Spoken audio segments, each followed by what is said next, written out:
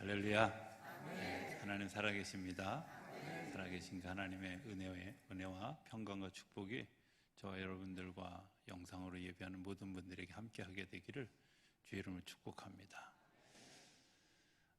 스티브 도나우라고 하는 사람이 쓴 그 책 가운데 사하라 사막을 건너는 6가지 방법, 이런 거 있어요. 그런 책이 있는데, 이분은 20대 때에 이 사하라 사막을 건넜어요. 표정 보니까 사하라 사막을 좀 설명을 해야 될 것 같은 생각이에요. 왜냐하면 도대체 그게 뭐야 이러는 분들이 한 7분 계셔서 제가 좀 설명을 하면, 이 사하라 사막의 이쪽 끝의 길이가 5,600km입니다. 위아래 길이가 1,700km입니다. 별로 아직 감각이 안 오시는 거예요. 참고로 얘기하면 미국 땅의 넓이보다 한 90% 정도 넓이가 이 사하라 사막의 넓이가 점점 커져가고 있다고 그래요. 근데 어찌됐든 우리나라 크기에 어마어마한 다르잖아요. 스케일이. 그죠? 자, 그런데 거기를 이제 횡단한 분이에요. 이 사하라 사막을 지난. 그러면서 이분이 이 책에서 6가지 방법을 얘기하면서 제가 2가지만 좀 인용을 하려고 하는데, 사막을 지나면서 첫 번째 중요한 것, 많은 사람들이 산에 오르는 것이 인생과 같다 이렇게 얘기하지만, 자기는 사막을 지르는 게 인생과 같다고 생각한다는 거예요. 왜? 산을 오르는 일은 정상이 몇 미터 있으니까 어디 가서 쉬고 또 어떻게 하고 이런 계획들이 가능하잖아요. 목표점이 분명하니까. 그래서 그 계획을 세우고 그 계획대로 진행이 되어지고, 때로는 바람을 만나거나 또 천재지변 때문에 못 올라가는 경우도 있고, 때로는 산에서 떨어지는 경우도 있지만, 어찌됐든 계획한 대로 진행이 되어지는 반면에 사막은 그렇지 않다는 거예요. 사막은 지도도 없습니다. 왜 지도가 없느냐? 바람이 불면 이쪽에 있던 도로가 갑자기 없어져요. 바람이 불면 이 오른쪽에 있던 산이 왼쪽에 와 있어요. 그래서 사막에는 지도가 필요 없습니다. 지도 없는 곳을 사람이 감각과, 그래서 이 사막지대를 지난 사람들이 발전한 곳이 별을 바라보고 별자리를 연구하는 일종의 점성술 같은 것들이 발전한 이유가 아마 그런 것들일 겁니다. 이유가 어찌됐든 그 사막을 지나는 데는 지도가 필요 없고, 그 사람의 경험, 감각, 영적인 이런 것들이 뒷받침되어야만 이곳을 지나갈 수 있다. 이렇게. 그래서 사람들이 때로는 이 사막을 지나가면서 지쳐서 신기루를 발견하게 하기도 하고, 그리고 그곳에서 죽는 사람들도 많이 생기게 되어졌다는 거죠. 이 도나우가 또 한 번에 이제 2번째 이야기를 하는데, 등산을 가는 데는 반드시 등산화를 신잖아요. 계양산 가는데 등산화 신는 사람은 없지만, 어찌됐든 어느 정도 높이를 넘는 분들은 등산화를 신잖아요. 그런데 사막은 꼭 등산화를 신어야 되는 게 아니라는 거죠. 때로는 이 등산화가 나를 힘들게 해요. 왜? 모래에 빠져서 그게 굳어지면 오히려 발걸음을 무겁게 하는 역할도 하게 한다는 것. 오히려 몸을 가볍게 하고 때로는 신발을 벗어야 할 때도 있는 것이 사막이라는 거예요.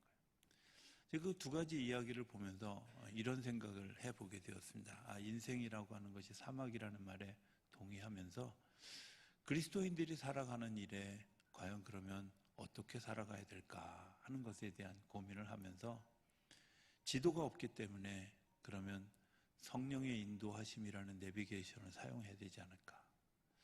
또 내가 무언가를 장착하고 무언가를 가지고 그리고 움직이는 게 아니라 나를 비우는 일들, 참 성서적이다 이런 생각을 하게 되었습니다.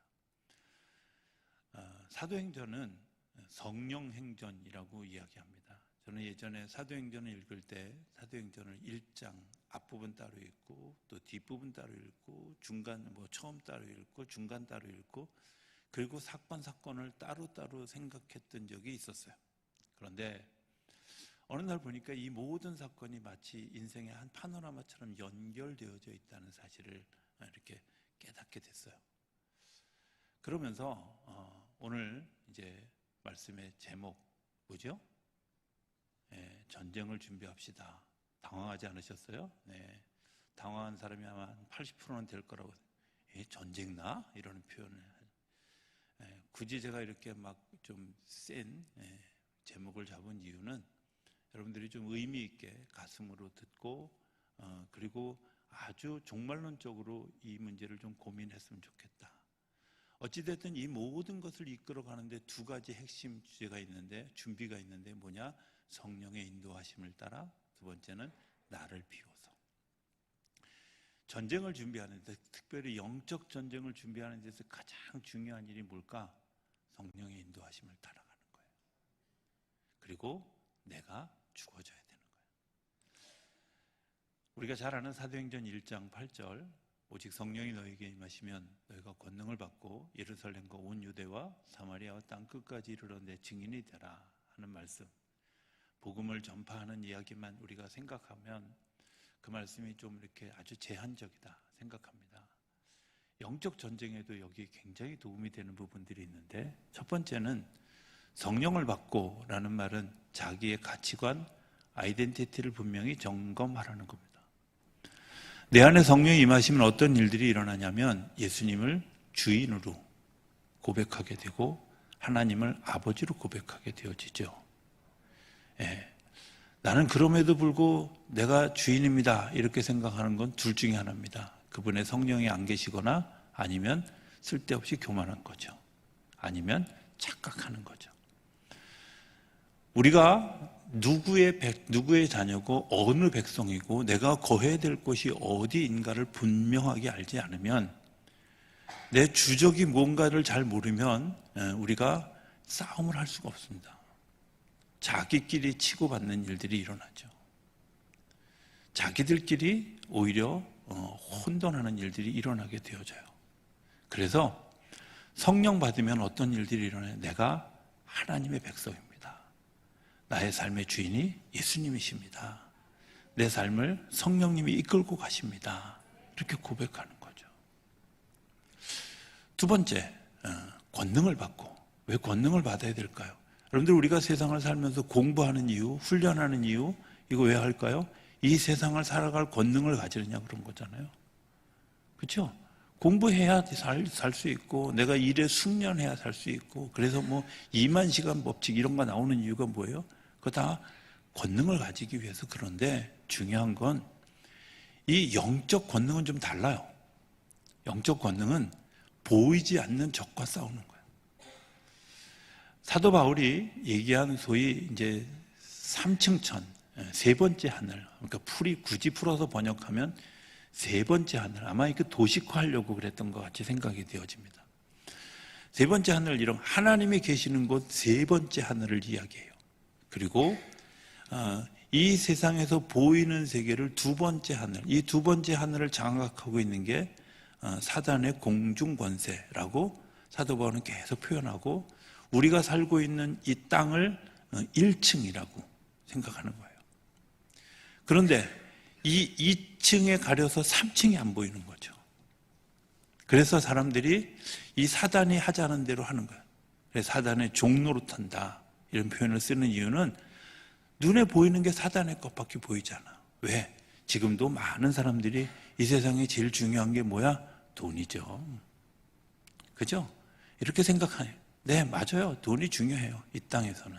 그런데 하늘나라 바라보는 사람들은 그걸 넘을 수 있는 하나님의 특별한 은혜가 있음을 알게 되어지고 여기에 종노릇하지 않는다는 거예요. 여기에 종노릇. 이건 좀 이따가 제가 다시 한번 이야기를 하겠습니다. 어찌됐든 이 3층 천을 뚫고 이 2층 천을 뚫고 3층 천으로부터 예수님이 오신 이유는 뭐냐면, 완전히 가려져서 더 이상 사람들이 보이지 않는데, 전에는 말씀으로 들려줬는데 말씀이 들리니까 이게 입체적이지 않아, 구체적이지 않아, 그림이 그려지지 않아. 그래서 하늘의 아들 예수님이 이 땅에 오시면서 구멍을 냈어요. 2층 천의 구멍을. 그리고 그 이 땅에서 하늘나라의 모형을 보여주고 다시 올라가서 그 구멍을 내놨어. 그러면 이 구멍을 유지해야 되는 건 누가 해야 돼요? 이제 예수님을 따르는 사람들이 해야 돼요. 그래서 예수님이 요한복음 14장 6절에 내가 곧 길이요 진리요 생명이라고 얘기하는 것은 길을 내신 거예요. 생명을 내시고 진리를 여신 거예요. 예수님을 따라가는 사람들이 이 구멍을 좁아지지 않도록 넓혀 있을 수 있도록 계속해서 유지해야 되는 책임을, 유지해야 되는 기능을 하셔야 돼요. 그래야 사단이 하자는 대로, 사단이 끌고 가는데 종노릇하지 않아요. 그래서 예수님이 이렇게 얘기하잖아요. 너희가 몇 날이 못 되어 성령을 받게 되어질 것인데 그 성령을 받기 위해서 한 곳에 모여 기도하라고. 그래서 사도행전 2장 1절이 나온 거예요. 저들이 한 곳에 모여 기도하다가 성령 받는 역사가 일어났죠. 성령 받는 역사가 일어난 것이 그들에게 있어서 아이덴티티가 분명해진 거예요. 야, 맞아. 부활하신 예수님이 이야기한 것이 우리 삶에 이루어진 것을 보니까 그동안 하셨던 이야기가 진짜야 하고 자기들의 삶의 결정이 분명해진 거죠. 자, 분명해지고 나니까 이들이 달라졌어요. 예, 우리 아이가 달라졌어요가 아니라 예수 믿던 예수님의 제자들이 달라졌어요. 달라졌는데 어떻게 해요? 하다못해 노비 앞에서 예수님을 스승이라고 이야기하지 못했던 베드로가 사람들 앞에서 오히려 예수님, 부활하신 예수님을 설교하는 설교자가 돼요. 전에는 사람을 상하게 하고 사람들로 하여금 힘들게 했던 베드로의 입술이 권능이 그가 설교할 때 5,000명, 3,000명이 회개하는 능력을 가지게 됐어요. 달라졌죠. 무엇이 그를 달라지게 했을까요? 성령의 능력이, 내 아이덴티티가, 내 가치관이 바뀌고 나니까 달라지게 되어졌어요. 여러분들 예수 믿으면 달라집니다. 변질되는 게 아니라 변화됩니다. 변질되는 건 상하는 건데요. 변화되는 건 꽃을 피우고 생명력을 가지게 되는 겁니다. 예수 믿는지 안 믿는지 그냥 척 보면 압니다. 어떻게 할까요? 저 사람 하는 짓은 맨날 사회를 병들게 하고 또 사회를 오염시키고 이러는 일에 사용하고 있다면 여러분들, 저분의 열매가 그렇구나. 죽은 것을 따라가고 있구나. 공중권세 잡은 자들을 따라가고 있구나. 이렇게 생각하면 비슷합니다.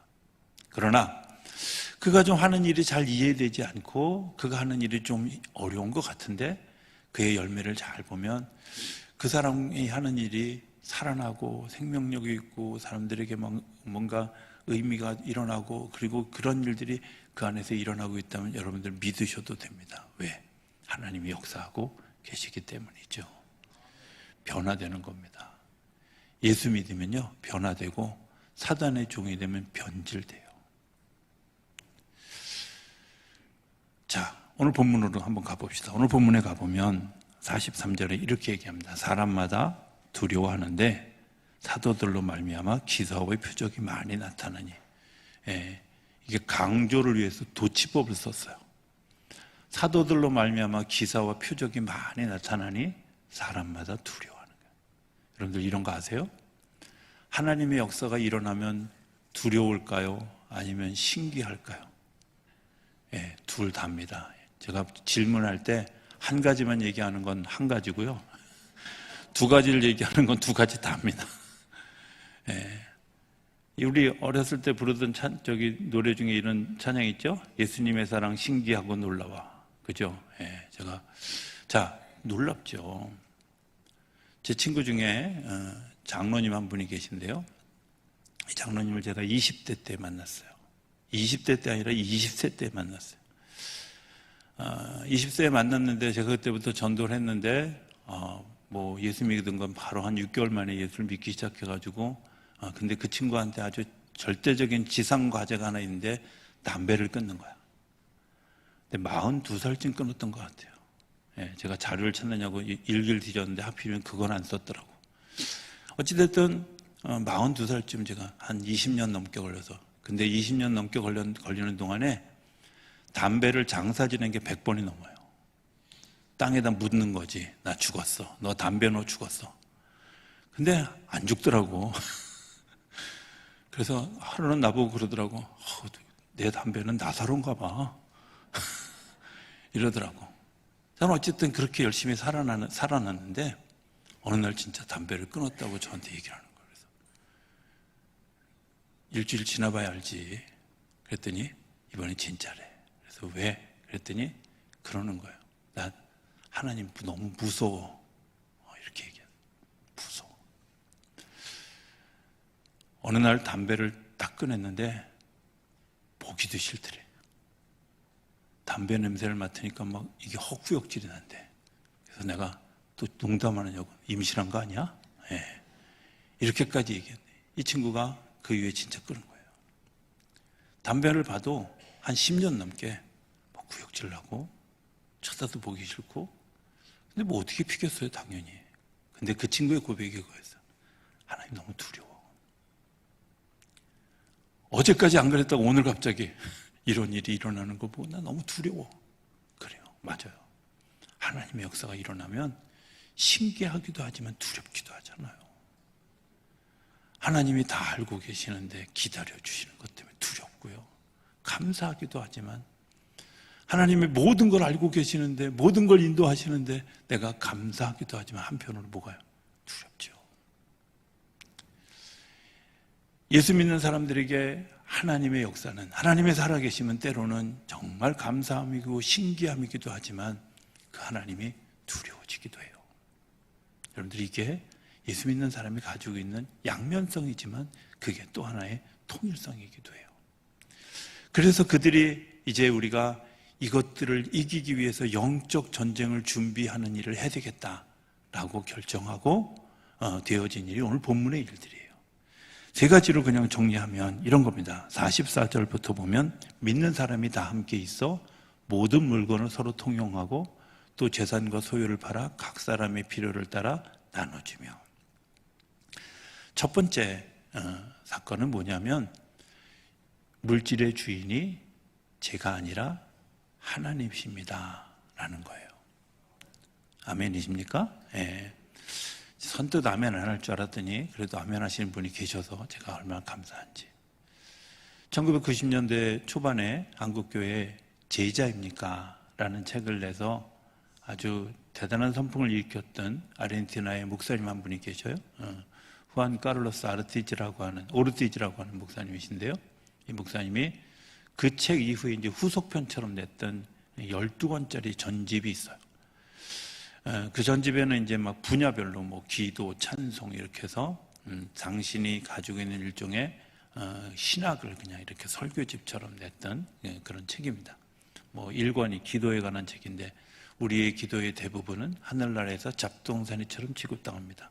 제목 무지하게 길어요. 그죠? 예. 그거 외우느냐고 제가 고생했어요. 좀 칭찬 좀 해주세요. 네, 어쨌든. 근데 저는 굉장히 센세이션했어요. 근데 그분 책 중에 7번째 책인데 7번째 책이 뭐냐면 재산에 관한, 하나님의 주권에 관한 책입니다. 근데 그 주권에 관한 책 가운데 이런 얘기를 썼어요. 하나님은 사람에게 어느 것도 등기 이전을 해주신 적이 없습니다. 어느 것도 하나님이 등기 이전을 해주신 적이 없다는 거예요. 제가 근데 아멘이 됐어요. 그리고 너무 제가 치유를 받았어요. 그 말에.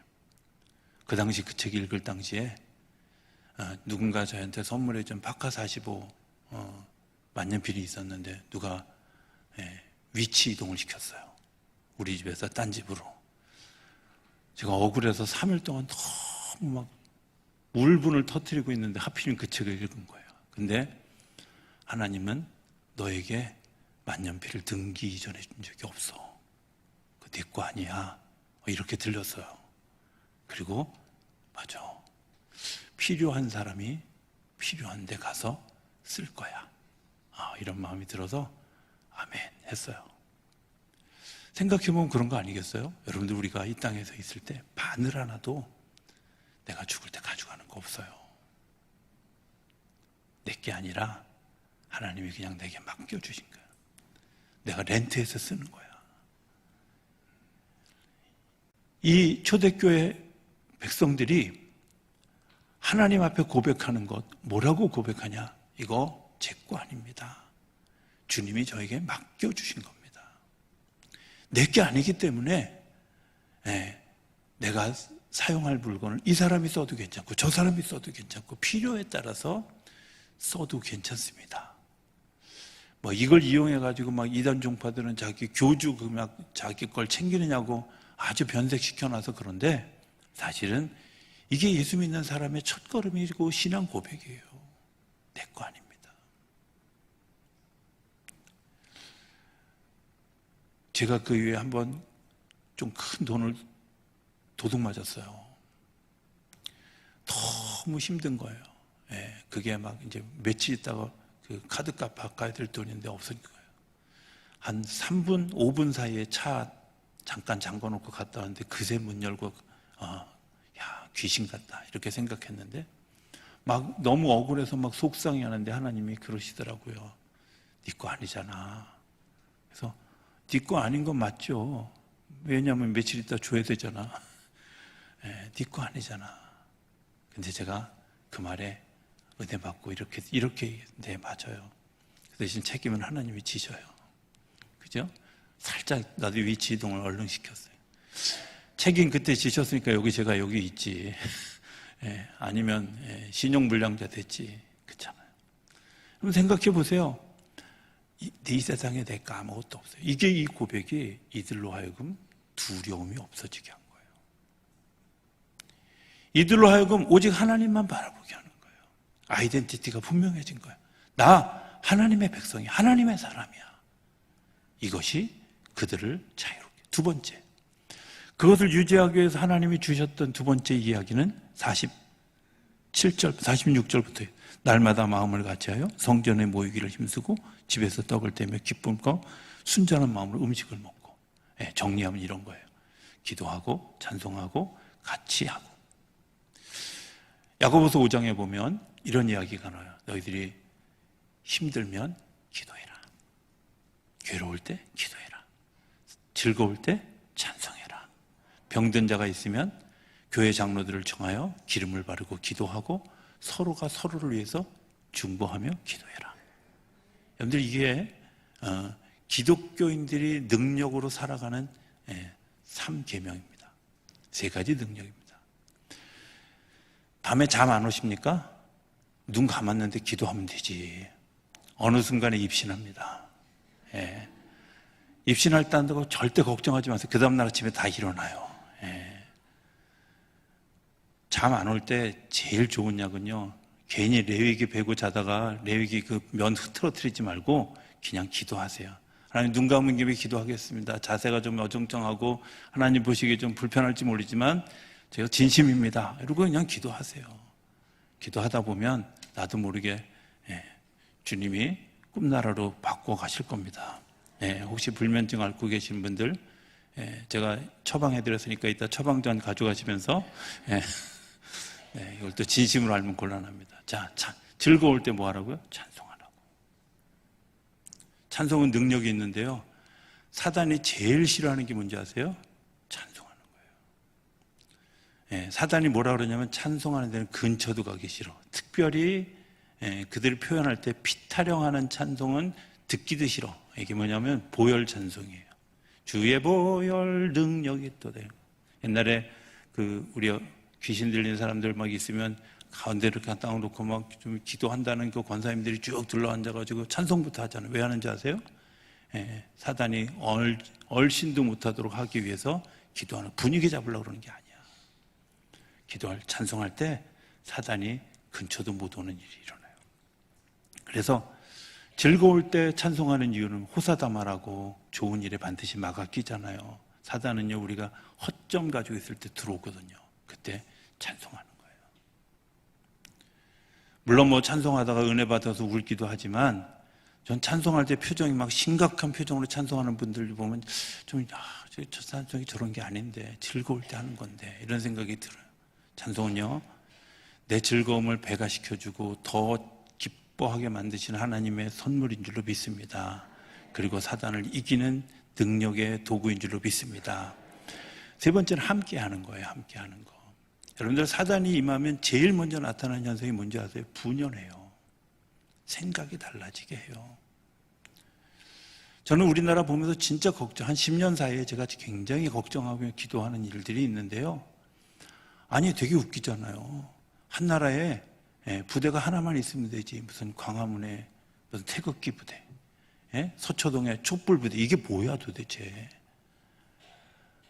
어느 날 아빠하고 아들하고 싸웠대. 왜 싸웠냐 그러니까 너는 파란색, 나는 빨간색 이러고 싸웠다는 거야. 빨간색, 파란색은 여기다 있어요, 십자가에.